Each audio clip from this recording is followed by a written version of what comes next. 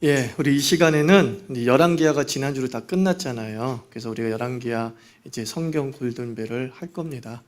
이제 그를 위해서 이제 요약 시간을 한번 2주 동안 갖도록 하겠습니다. 그래서 요약 내용들만 잘 살펴봐도 여러분들 충분하게 70점, 80점 이상은 이렇게 맞을 수 있습니다. 뒤에 요약본 있죠? 그거는 이제 수요 예배 참석하는 사람들만 받을 수 있습니다. 50장을 복사한 게 아니라 딱 수요 예배 참석하는 숫자만 복사했으니까 가져가서 참고해 주시기 바랍니다. 자, 이제 열왕기하 한번 오늘은 1장부터 13장까지 한번 쫙 살펴볼게요. 먼저 1장은 이스라엘 왕 아하시아의 죽음에 대한 기록입니다. 아하시아가 난간에 떨어져서 병들었죠. 그래서 엘리야에게 살려주기를 구합니다. 그렇지만은 엘리야가 얘기하기를 너는 살지 못하고 죽는다라고 확정적 예언을 하죠. 그런데 여러 번 도움을 얻으려고 이제 50부장을 보내잖아요. 50부장과 군사들을 보내지만 어떻게 했어요? 하늘에서 불이 내려와서 그들을 살라버렸죠. 몇 번이나? 2번이나 살라버립니다. 근데 이제 세 번째 백부장을 보냈을 때는 그 백부장이 납작 엎드림으로 말미암아서 그는 불사르지 아니하고 그 세 번째 백부장에게 다시 분명히 얘기합니다. 예언대로 아하시아는 죽는다. 이게 이제 열왕기하 1장의 내용이죠. 여기서 눈여겨봐야 될 것은 이겁니다. 아하시아는 어디에서 떨어져 병들었나요? 그럼 난간 이렇게 될 수 있겠죠. 몇 번의 도움을 구했나요? 3번.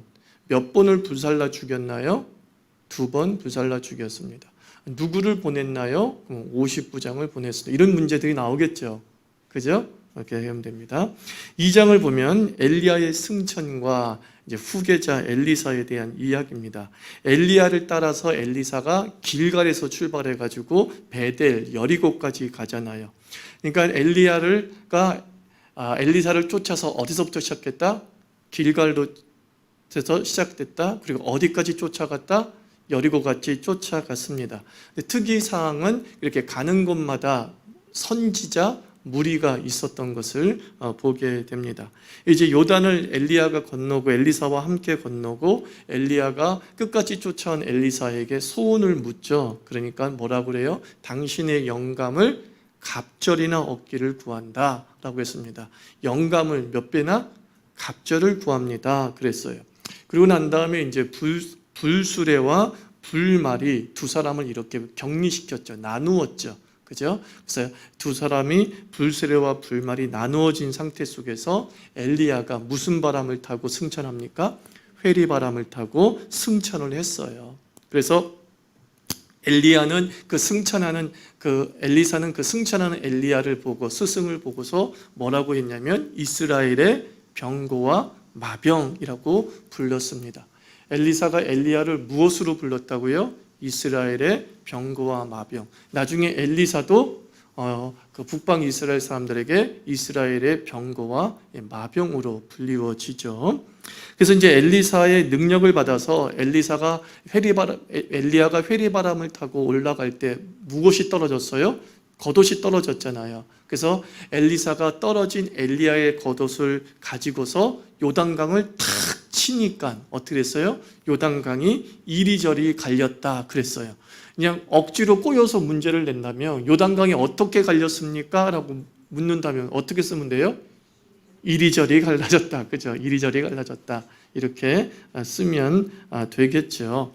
그리고 난 다음에 이제 엘리사가 돌아오니까 선지자의 무리들이 엘리야가 죽은 걸 엘리야가 죽지 않고 이제 승천했는데 죽었다고 판단을 해서 몇 명의 사람들이 엘리야를 찾으려고 돌아다녔죠?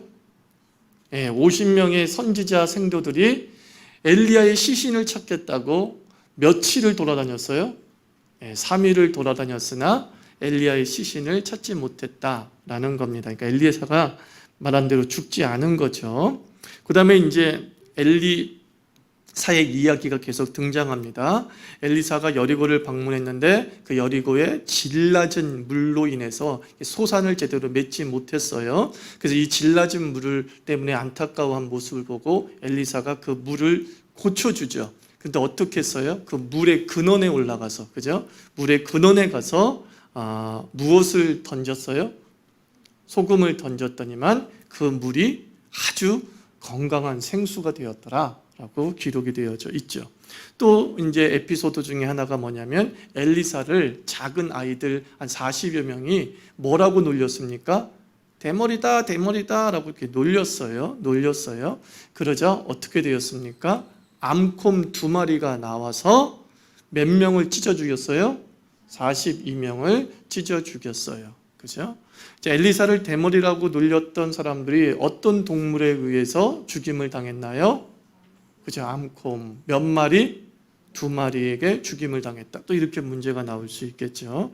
다시 말씀드립니다. 오늘 요약본만 외워도 몇 점을 맞는다? 80점을 맞는다예요. 80점을. 그러면 자기 목장에 굉장한 힘이 되어 주잖아요. 평균을 80점으로 만들어 주는 거예요. 그러니까 잘 보시고 외우세요. 3장은 이제 모압과의 전투의 승리가 나옵니다. 이제 이스라엘 왕 여호람이 남방 유다 여호사밧과 함께 이제 배반한 모압 왕을 치려고 하죠. 자, 배반한 모압 왕을 치기 위해서 누구와 누구가 연합을 하죠? 북방 이스라엘 여호람과 남방 유다 여호사밧이 연합을 합니다. 근데 여호사밧이 이제 선지자가 있는지를 묻자 누구를 추천하죠? 엘리사를 추천합니다. 그러니까 문제가 이렇게 나올 수도 있잖아요. 모압 왕을 치기 위해서 두 왕이 연합을 했는데 그때 여호사밧이 선지자가 있는지를 물었다. 그때 누구를 추천했느냐? 그러면 엘리사. 이게 쉬운 문제예요 라고 할지 모르겠지만 우리는 엘리야에 익숙해서 엘리야도 쓸 수도 있는 거잖아요. 그러니까 그렇게 이렇게 문제가 이대로 똑같이 나오는 게 아니라 여기에 있는 내용을 가지고 이렇게 우회해서 문제를 낸다 이렇게 생각하면 됩니다. 그래서 엘리사가 이제 검은 곳 타는 사람을 불러달라고 얘기해서 검은 곳 타는 소리와 함께 하나님의 영이 하나님의 손이 그에게 충만히 임하면서 예언을 하죠. 그러면서 그 예언의 내용이 뭐냐면 개천을 많이 팔아 비가 오지 않는데도 골짜기에 물이 가득하게 될 것이다 라고 말합니다. 모압 왕을 이기기 위한 하나님의 전략이 뭐였다고요? 개천을 많이 팔아. 그러니까 저수지를 많이 팔아. 이런 뜻이 되는 겁니다. 그래서 다음날 아침에 모압 사람이 일찍 일어나서 보니까 해가 비쳐가지고 그 가득 찬 물이 마치 뭐처럼 보였던 거예요? 핏빛으로 보인 거예요. 피로 물들인 것으로 보인 거예요. 그래서 모압 왕이 저 여호람과 여호사밧 군대에게 자중 질환이 일어났나 보다라고 판단해서 막 쳐들어오다가 이제 매복하고 준비된 남북 연합군에 의해서 대패를 당하는 그런 내용이 기록이 되어져 있습니다. 모압 왕이 맞은편이 붉은 햇빛의 반사를 무엇으로 착각했다고요? 핏빛으로 착각을 했던 겁니다. 그래서 결국 대패를 당하다가 모압 왕이 700명과 함께 그 포위망을 뚫으려고 시도를 했지만 결국 실패하게 되고 또 자신의 아들을 번제로 드리는 내용이 열왕기하 3장에 기록이 되어져 있습니다. 자, 엘리사가 모압 왕의 배신을 이기기 위한 전략을 예언할 때 무엇을 타기를 부탁했다고요? 어떤 악기를 듣기를 부탁했나요? 검은고. 네. 그러면 4장에는 이제 엘리사의 기적들이 이제 에피소드로 쫙 나오는 겁니다. 죽은 생도 아내가 이제 과부였죠. 엘리야에게 부채를 호소하죠. 내가 참 많이 빚을 졌습니다. 참 살기 힘듭니다. 그러자 엘리사가 그 죽은 생도의 아내에게 이웃에게 그릇을 가져오라. 그리고 너에게는 뭐가 남았니? 일단 한 그릇에 무엇이 남았다? 기름이 남았다 그랬어요. 몇 그릇의 그릇? 기름? 한 그릇에 기름이 남았다 그랬어요. 그러면 그 한 그릇에 있는 기름을 네가 빌려온 그릇에 한번 부어라 그랬더니만은 계속 마르지 않고 그 빌려온 그릇에 다 차기까지 기름이 쏟아졌죠. 그게 내용입니다. 그러니까 저기서 중요한 건 뭐냐면은 그 과부에게 남은 그 기름의 양은 얼마큼이었습니까? 한 그릇이었다, 이렇게 얘기할 수 있고, 또 거꾸로 이야기해서 한 그릇의 기름으로 빌려온 그릇에 가득 찬 역사를 체험한 사람은 누구입니까? 이렇게 했을 때는요, 죽은 성지자 생도의 아내, 뭐 이렇게 얘기해야겠죠. 그 다음에 유명한 수넴 여인이 등장하죠. 수넴 여인과 그 남편이 엘리사를 하나님의 거룩한 사람으로 여겨서 극진히 대접해요. 그래서 심지어 어떤 일까지 했냐면 자기 집에 이제 담 위에 작은 방을 만들어서 숙소로 제공합니다. 그러니까 증축을 한 거죠. 자, 수넴 여인이 자기 집을 축축할 때 어느 부분을 중축했습니까? 그죠. 담 위에 방을 만들었어요. 자기 집 담 위에 방을 만들었어요. 그래서 엘리사가 빚진 마음이 있어서 자기 사환 게하시에게, 야, 내가 이 여인을 위해서 무엇을 해주었으면 좋겠냐 그랬더만, 게하시가 저 사람들은 오랫동안 자녀가 없고 또 남편이 자녀를 가질 수 없을 정도로 이렇게 좀 나이 들고 힘들어한 상태입니다 라는 정보를 주니까, 오늘 너희들에게 자녀가 생길 것이다, 잉태할 것이다 라고 축복을 합니다. 그리고 그의 예언대로 아기가 낳습니다. 그리고 남자아이가 잘 자라다가 어느 날 이제 추수꾼과 함께 밭에 있었죠. 밭에 있었는데 그 아이가 어디가 아프다고 뒹굴었어요? 아이고 머리야 머리야. 어디가 아프다고요? 아이고 머리야 머리야 뒹굴다가 이내 죽었단 말이에요. 그래서 여인이 갈멜에 있는 엘리사를 찾아갑니다. 어디에 있는 엘리사를 찾아갔다고요? 갈멜에 있는 엘리사를 찾아갔어요. 그 모습 보고 엘리사가 마음이 아파가지고 엘리사는 게하시를 먼저 보내죠. 그리고 그 게하시에게 누구의 지팡이? 자기 자신의 지팡이를 주고서 아이 옆에 두라 하였어요. 자, 누구의 지팡이를 누구의 옆에 두라? 엘리사의 지팡이를 아이 옆에 두라라고 했어요. 그렇지만은 살아나지 않았어요. 곧이어 도착한 엘리사가 이제 어떻게 하냐면, 이제 이건 그 묘사를 그대로 잘 읽으세요. 왜냐하면 이렇게 나올 수 있죠. 가로로 나올 수 있겠죠. 요 문장이 그대로 나오면서 가로로 나올 수 있죠. 아이 위에 올라 엎드려 자기 입을 그의 입에, 자기 눈을 그의 눈에, 자기 손을 그의 손에 대고 그의 몸에 엎드리니 아이의 살이 차차 따뜻해졌다. 이 부분은 좀 외울 필요가 있어요. 이건 어려운 문제로 나올 수 있겠죠. 이거는 외워야 되는 거니까, 그죠? 어려운 문제로 나와. 80점 문제라기보다는 80점 넘어 90점을 향해 갈 수 있는 점수 중에 하나가 될 수 있겠죠. 그러니까는 엘리야가 어떻게 수넴 여인의 아들을 살렸습니까? 라고 했을 때 그대로 쓰라고 하는 문제도 나올 수 있고 과로로 나올 수도 또 있겠죠. 그죠? 그러니까 이 부분은 외워두는 게 참 좋겠다라고 생각을 합니다. 그래서 엘리사가 내려서 집안에서 한번 이리저리 다니고 다시 아이 위에 올라 엎드리니 아이가 몇 번 재채기하고 깨어났다? 7번 재채기하고 깨어났다. 이거 그냥 쉽게 나오는 문제로 낼 수도 있겠죠. 이거는요.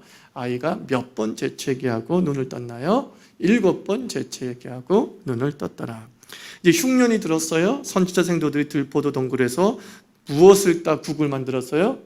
들호박을 따 국을 만들었는데 거기에 독이 생겨버린 거죠. 그죠? 무엇을 따 국을 만들었는데 독이 생겼다? 들호박을 따 국을 만들었어요. 그래서 엘리사가 어떻게 했어요? 가루를 넣으니 이제 해독이 되었다라고 기록이 되어져 있습니다. 이거가 또 조금 꼬여서 문제를 낸다면 이렇게 될 수 있겠죠. 들호박을 따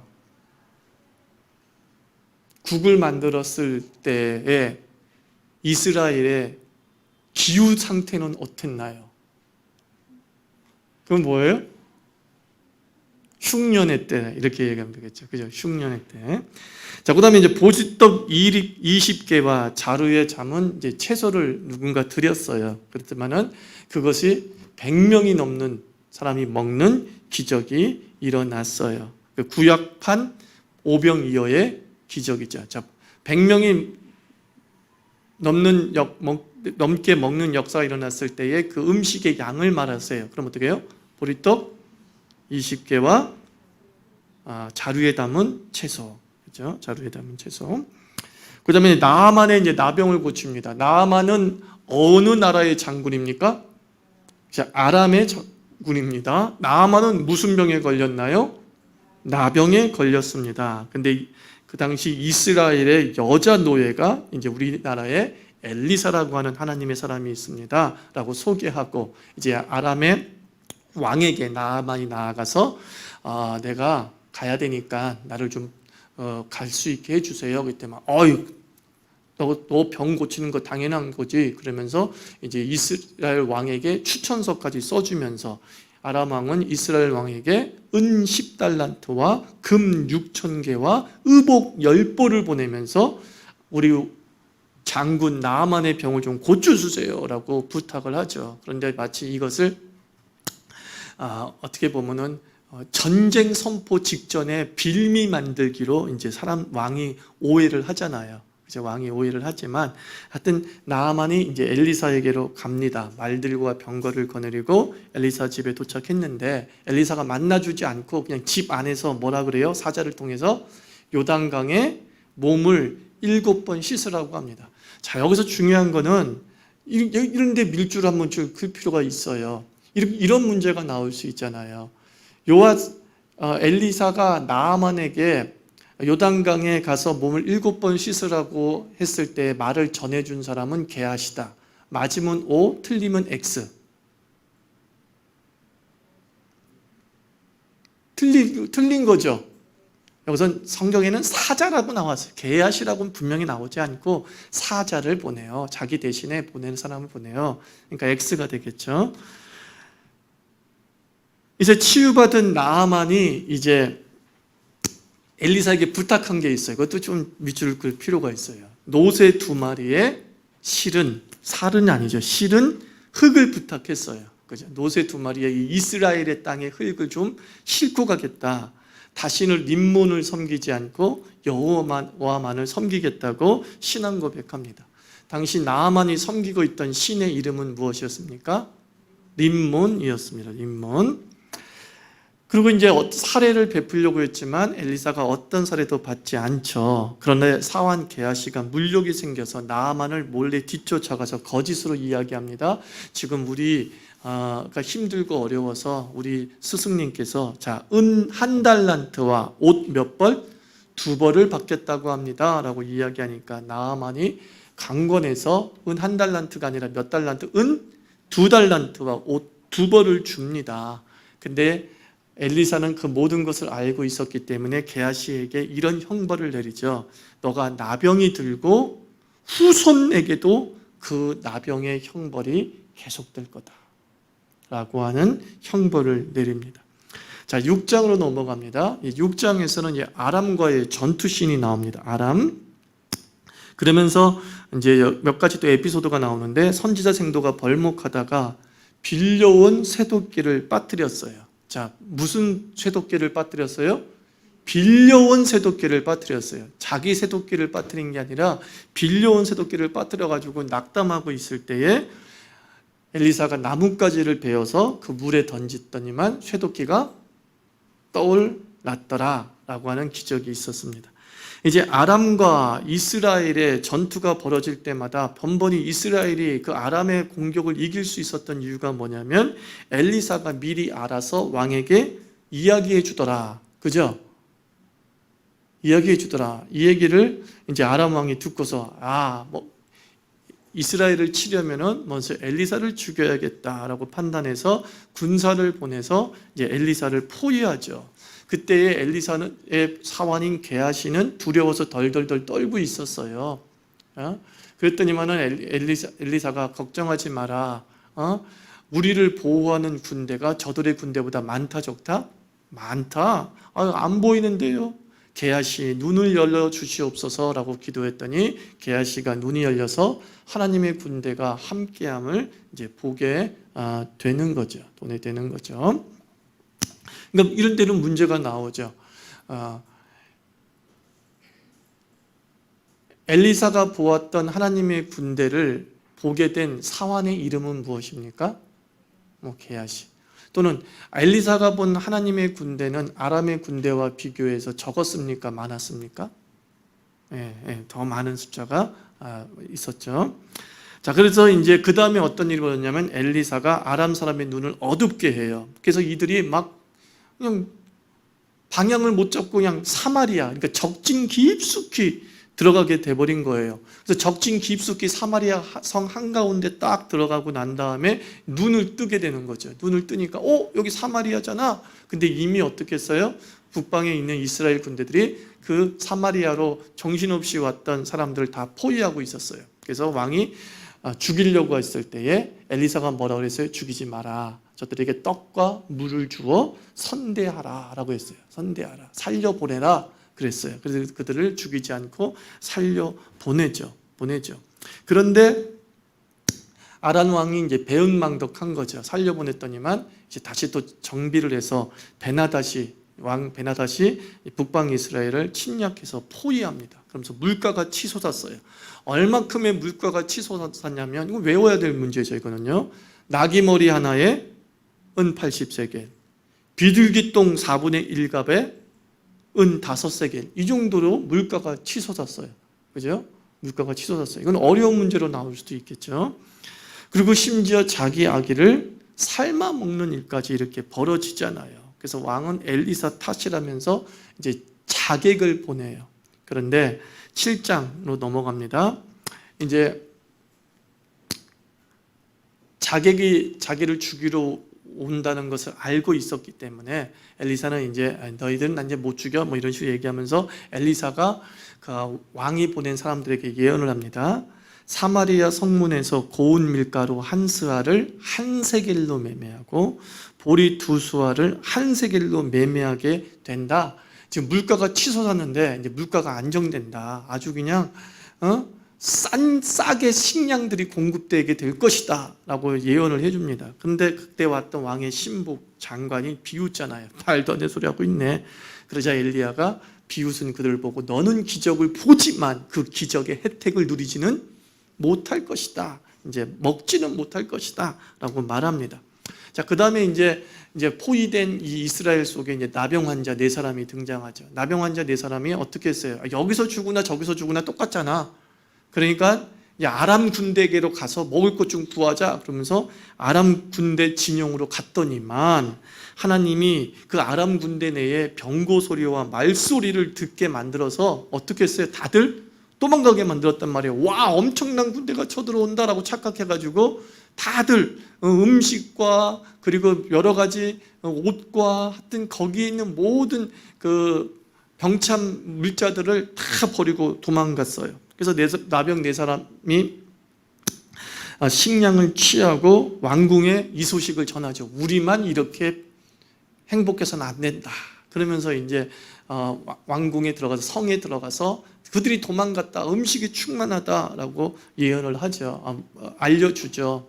그 다음에 이제 사람들이 막 몰려간 거죠. 와, 그래? 정말로 가득 찼어? 그러면서 와, 이렇게 몰려가는 중에 그 성문에 몰려든 백성 때문에 누가 밟혀 죽어요? 비웃었던 신복 장관이 밟혀 죽는 일이 벌어지게 되죠. 그는 예언대로 기적은 받지만 그 음식을 맛보지는 못하게 되었다. 8장으로 넘어갑니다. 이제 하사엘이 왕이 될 것임을 엘리사가 예언을 하죠. 예언을 해서 하사엘에 대한 이야기가 나오는데 먼저 수넴 여인, 이 수넴 여인과는 아주 긴밀한 관계를 유지하고 있었죠. 이 수넴 여인에게 이제 이 이스라엘 땅에 7년의 기근이 있을 거야. 7년의 가뭄이 있을 거야. 그러니까 너는 이 7년 동안 어디에 가서 좀 피해 있으라 그랬어요. 그래서 이 여인이 어디에 가서 7년 동안 피해 있었어요? 블레셋에 7년 동안 피해 있었어요. 그러다가 다시 고향으로 돌아왔고 엘리사의 도움으로 이제 그 자기 땅에 남겨놨던 기업들을 다시 돌려받는 거죠. 몇 년의 기근을 피해 있으라? 7년의 기근을 피해 있으라. 그녀는 어디에서 그 7년 동안 버티었더라? 블레셋 땅에서.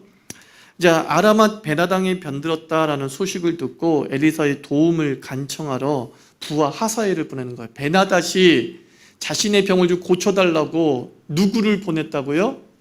하사엘을 보냈어요. 누구에게? 엘리사에게. 근데 그 하사엘을 보고 나서 엘리사가 가슴을 탁 치는 거죠.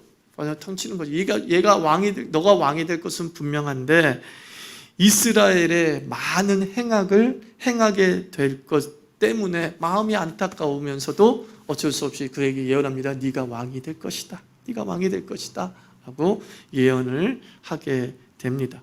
자, 아람 왕 중에서 엘리사의 예언대로 왕이 된 사람이 누구입니까?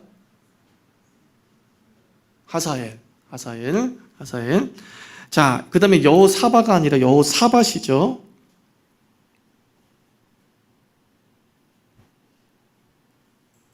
여호사밧의 아들, 이제 남방 유다죠. 이 여호사밧은요, 여호사밧의 아들 여호람이 왕이 되었어요. 근데 여호람은 특별한 게 있죠. 여호람은 아합의 딸을 아내로 맞이했어요. 그 이름이 뭐예요? 아달랴, 그죠? 자, 여호람의 부인은 누구라고요? 아달랴는 누구의 딸이에요? 아합과 이세벨의 딸이에요. 자, 그런데 여호람 때에 에돔이 이제 반란을 일으켰어요. 그래서 여호람이 에돔의 반란을 진압했습니다. 그 다음에 여호람 이후에 아하시야가 남방 유다의 왕이 됐어요. 근데 당시에 북방 이스라엘 왕이 요람이었는데, 즉 아합의 아들이죠. 아합의 아들이 요람이었는데 이 요람이 아하시야와 연합했어요. 연합할 수밖에 없는 거죠. 그 집안 자체가 지금 다 엮였잖아, 그죠? 지금 아하시야의 엄마는 누구야?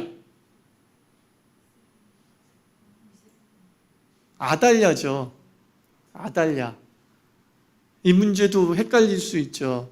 여호람의 아내가 아달랴고 아달랴의 아들이 아하시야예요. 그 다음에 아합의 아들이 요람이에요. 자, 그러면은 요람과 아하시야는 무슨 관계예요?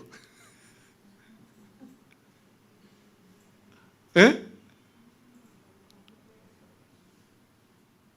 외삼촌이죠, 외삼촌. 아달랴와 요람이 남매잖아요. 아달랴가 남매. 자기 엄마의 오빠는 뭐예요? 외삼촌이잖아요.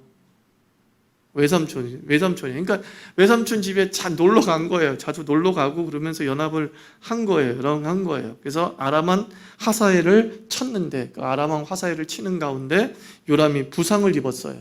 그러니까는 외삼촌인 요람에게 문병까지 갈 정도로 아주 그냥 돈독해요. 보면은 세상 어디 나라나 이 엄마 쪽과 친한가 봐. 그죠? 고모보다 이모가 더 가깝다 그러잖아요. 우리 자식 입장에서 보면은 희한해요. 세상 어디나 마찬가지인가 봐요. 그러니까 그렇게 됐습니다. 그 다음에 이제 9장을 보면 예후가 이제 아합 가문을 심판하는데 이 예후도 역시 엘리사가 이제 세우는 거예요. 엘리사는 소년 선지자를 시켜서 길르앗 라못에 있는 에훗에게 기름을 붓고 네가 이스라엘 왕이 될 것이다 라고 이야기합니다. 자, 에후가 기름 부음 받은 곳이 어디입니까? 길르앗 라못. 그리고 네가 아합의 집을 멸절할 것이다. 그러니까 왕이 될 것이다. 아합의 집을 멸절할 것이다. 이 두 가지 예언이 이제 예후에게 주어지죠. 그래서 예후가 그 당시 왕인 요람을 활로 죽여요. 그래서 활을 딱 쐈는데 그 활이 요람의 어디를 꿰뚫었더라? 염통이 어디예요? 심장을 얘기하는 거죠. 심장을 꿰뚫었어요. 그리고 나서 그 죽은 요람을 어디에 던졌어요? 나봇의 밭에 던졌어요. 지금 다 엘리사의 예언, 엘리야의 예언대로 되고 있죠. 그죠? 그 아합과 이스마엘의 모든 집이 개들이 핥고 거름이 될 것이 이스라엘의 거름이 될 것이다. 이런 모든 게 다 이제 되는 거예요. 그래서 당시에 사마리아에 있던 아하시야가 그 예후의 혁명을 피해서 막 도망을 했어요. 근데 어디서 잡혀 죽임을 당했어요? 무깃도에서. 그 삼촌 병문안 갔다가 무깃도에서 죽임을 당했어요. 그 다음에 이제 남아있는 아합 가문의 한 사람은 또 누구예요? 이세벨이 남았죠. 왕후 대비죠. 대비 왕후가 남았어요. 근데 어떻게 죽였냐면 그 이세벨이 살고 있는 집이 왕궁인데 왕궁이 한 5층 6층 되나 보죠. 하여튼 거기서 떨어뜨려서 이제 추락사돼서 죽었어요. 그런데 나중에 장사 지내려고 야 그래도 예우는 해주자, 장사 지내야 되니까 시체를 가져와 라고 했는데 시체가 없었어요. 부골과 손과 발밖에 남아있지 않았어요. 왜냐하면 모든 살점을 개가 다 뜯어먹었더라 라고 이야기를 합니다. 이게 다 엘리야의 예언대로 된 모습이죠. 그 다음에 10장에 들어와서 이제 예후의 개혁, 예후가 종교 개혁을 좀 해요. 근데 또 어떻게 보면 이스라엘 전체를 개혁하면서 이제 북방 이스라엘의 후환을 없애야 되잖아요. 아합 가문을 다 멸절해야 되는 게 자기 사명이잖아요. 그래서 이제 아합의 아들이 아직 몇 명이 남아 있었어요? 70명이 남아 있었어요. 근데 이 왕자와 귀족과 장로의 자제를 교육하는 이들이 이 아합의 아들 70명과 함께 있었던 거예요. 그래서 그 사람들에게 편지를 보내서 어느 편에 설 것인지를 물었어요. 그렇다면은 이 왕자와 귀족과 장로의 자제를 교육하는 이들이 왕자 70명의 머리가 담긴 광주리를 예후에게 보냅니다. 그죠?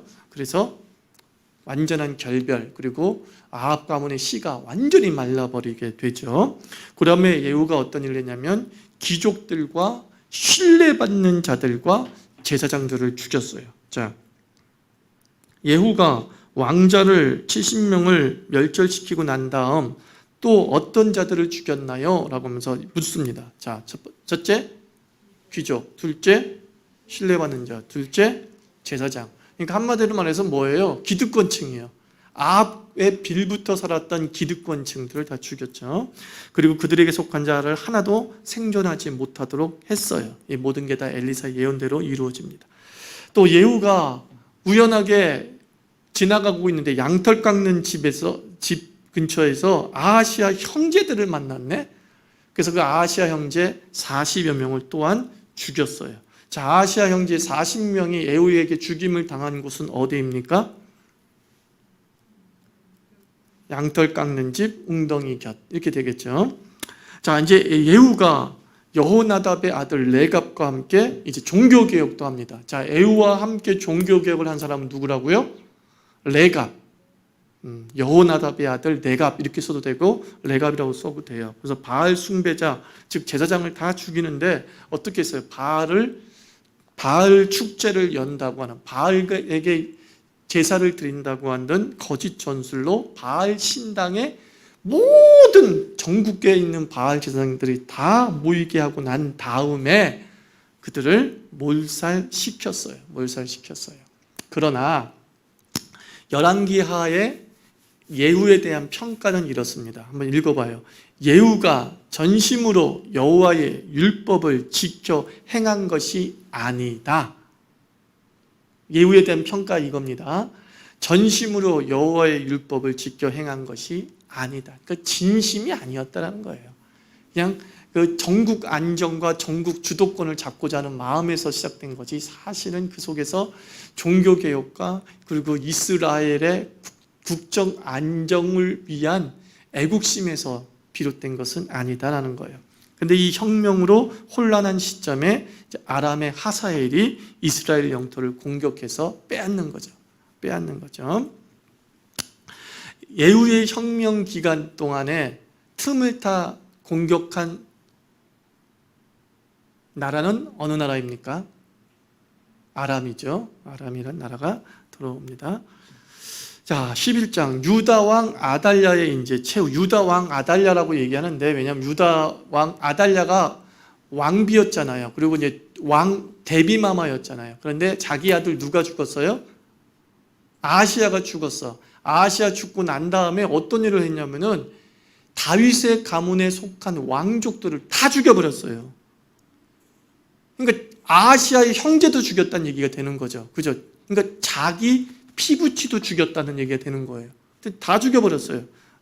그러면서 6년 동안 남방 유다를 아달랴가 통치를 해요. 아달랴가 통치를 하는데, 그런데 이 가운데에 이 아달랴의 그 다윗의 씨말리기 폭정에서 살아남은 사람이 있었어요. 그게 뭐냐면 요아스였어. 근데 요아스가 어떻게 살아났냐면 아하시아의 누이가 있었어요. 누구예요? 여호세바가 있었어요. 그 여호세바가 요아스를 유모와 함께 구출해서 요아스는 7년 동안 어디서 살았어요? 성전에 살게 했어요. 성전에 숨어서 살게 했어요. 자, 요아스를 숨겨서 생명을 지켜준 사람이 누구라고요? 여호세바. 여호세바는 누구의 누이? 아하시아의 누이. 그러니까 누구의 딸인 거예요? 아달랴의 딸이죠. 아달랴의 딸. 아달랴의 딸. 다음 중 아달랴의 딸인 사람을 쓰세요. 여호세바. 뭐 이렇게 나오면은 딱 누구를 찍어야 돼요? 여호세바라고 찍어야 되고. 다음 중 아달랴의 아들인 사람은 아하시야. 이렇게 되는 거겠죠. 다음 중 자매인 사람은, 남매인 사람은 아하시야와 여호세바가 딱 묶여 있으면 그게 남매인 거죠. 남매인 거죠. 그래서 아달랴 6년에 대제사장 여호야다가 혁명을 일으킵니다. 자, 누가 혁명을 일으켰다고요? 예, 아달랴의 폭정의 한 거에서 혁명을 일으킨 사람은 대제사장 여호야다예요. 그래서 성전에서 백부장에게 다윗의 창과 방패를 주면서 호위하게 하고 요아스의 즉위식을 거행했습니다. 그때 당시 요아스의 나이가 7세였어요. 그래서 여호와의 성전에서 이제 아달랴를 죽일 수는 없기 때문에 아달랴를 이렇게 여호와 성전에서 내보내줘요. 그럴 때만 아달랴가 왕궁의 말이 다니는 길에서 이제 죽임을 당하게 되는 거죠. 죽임을 당하죠. 자, 아달랴가 어디서 죽임을 당했다고요? 왕궁의 말이 다니는 길, 말이 다니는 길에서 사람들에 의해서 죽임을 당해요. 자, 12장. 그 다음에 요다 왕 요아스의 통치, 즉 7세의 왕에 올랐던 요아스의 통치. 요아스는 몇 년을 통치합니까? 40년을 통치합니다. 그리고 제사장 여호야다가 그를 교훈하는 모든 날 동안에는 여호와 보시기에 정직히 행했다 그랬어요. 요아스가 누가 살아있는 동안은 여호와 보시기에 정직히 행했다? 제사장 여호야다가 사는 날 동안에는. 그래서 요아스가 성전 수리를 명했지만 통치 23년이 되도록 진전이 없었어요. 자, 요아스가 성전 수리를 명하고 나서도 몇 년까지는 성전 수리가 되지 않고 있었다고요? 23년째까지도 성전 수리가 완공되지 않았어요. 그래서 요아스 재차 성전 수리를 명하면서 성전 수리는 완성됩니다. 다음 중 성전 수리를 명한 왕이 아닌 사람은 이렇게 나오죠. 나중에 보면 성전 수리 명한 왕들 몇 명 나오죠. 그죠? 근데 요아스가 있고 아하스야가 있어. 그러면은 누구를 찍어야 돼? 아하시야. 그래서 성전 수리를 명한 왕 누구라고요? 요아스. 또 한 명 기억해 놨어요. 한 명 기억했어요. 아람 왕 하사엘이 침략하자 이제 요아스는 그의 조상들이 드린 성물과 여호와의 성전 곡간과 궁전 곡간의 금을 다 바쳐서 이제 물러나게 합니다. 이게 어떻게 보면 최초의 그 조공으로 나라를 위기에서 건진 예예요. 성전 기물을 맨 먼저 뇌물로 바친 왕이 누구예요? 요아스였던 거예요. 다른 때는 빼앗겼다는 건 이해할 수 있지만 스스로가 성전에 있는 성물을 다른 왕에게 바쳐서 뇌물로 바친 사람은 요아스가 처음인 거예요. 그래서 요아스는 비극적으로 생을 마칩니다. 어디에서 죽어요? 밀로에 있는 궁에서 신복에게 살해당합니다. 자, 마지막 13장. 오늘 13장까지 한다고 했어요. 이스라엘 왕 여호야스와 요아스의 이야기입니다. 에우의 아들 여호아스. 에우는 어느 나라의 왕이에요? 북방 이스라엘의 왕이죠. 그 에우가 죽고서 여호아스가 왕이 됐어요. 근데 여호아스가 왕이 될 때 아람 왕이 쳐들어와요. 이 재밌는 사실은 이것도 하나 이게 써놓은 이유가 뭐겠어요? 문제에 나올 가능성이 되게 높은 거죠. 아람 왕이 그 여호아스 때 쳐들어와서 남겨놓은 것은 무엇입니까? 어렵게 문제를 낼 수 있겠죠. 남겨놓은 것이 무엇입니까? 라고 주관식으로 쓸 수 있고, 좀 난이도가 낮은 문제로 나온다고 한다면 가로치기를 해가지고 마병 가로, 병거 가로, 이렇게 나올 수 있고 또는 이런 가로로 나올 수 있겠죠. 마병 부분을 괄호치고 50명, 병거 부분을 가로치고 10대, 뭐 이런 식으로 나올 수 있겠죠. 그래서 마병 50명과 병거 10대와 보병 10,000명만 남겨뒀어요. 아주 그냥 최소한의 유지할 수 있는 것만 남겨놓았죠. 그러면 여호아하스 이후에 요아스가 이제 북방 이스라엘 왕이 되었습니다. 자, 북방 이스라엘에 요아스란 왕이 있고 남방 유다에도 요아스란 왕이 앞서 있었음을 발견하게 되는데 두 왕은 겹쳐요, 안 겹쳐요? 안 겹치죠. 안 겹치죠. 엘리사의 죽음 직전에 이제 요아스가 요아스가 병문안을 합니다. 병문안을 하는데 이 요아스를 향해서 어떻게 하냐면 엘리사가 동쪽 창문을 열라고 한 다음에 활을 탁 쏴요. 쫙 날아갑니다. 그래서 이것은 아람에 대한 하나님의 구원의 화살이다. 이제 아벡에서 당신은 아람을 치게 될 것이다. 그러니까 아람을 이기게 될 것이다. 아람과 전쟁을 해서 이기게 될 것이다. 그랬어요. 어느 창문을 열고 화살을 쐈다고요?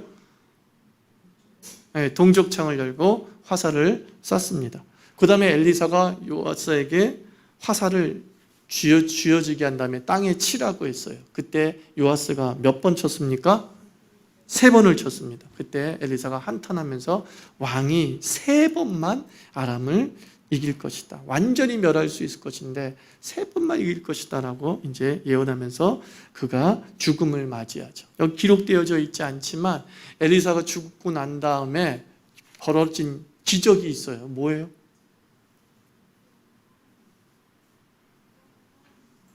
그렇죠. 그의 시신에, 그의 뼈에 사람의 시체가 닿자, 모압이 도적되다 이렇게 얘기하는데 사람의 시체가 닿자 그가 살아났다라고 하는 에피소드 하나 딱 짤막하게 끝나면서 13장이 끝납니다. 자, 오늘 여기까지 13장 했습니다. 다음 주는 14장부터 25장까지 여러분들 그거 집에서 이렇게 읽어보세요. 읽어보시고 제가 강조한 것들은 좀 외워보려고, 문장 그대로 외워보려고 노력을 하시면 80점 이상에 도달할 수 있을 겁니다.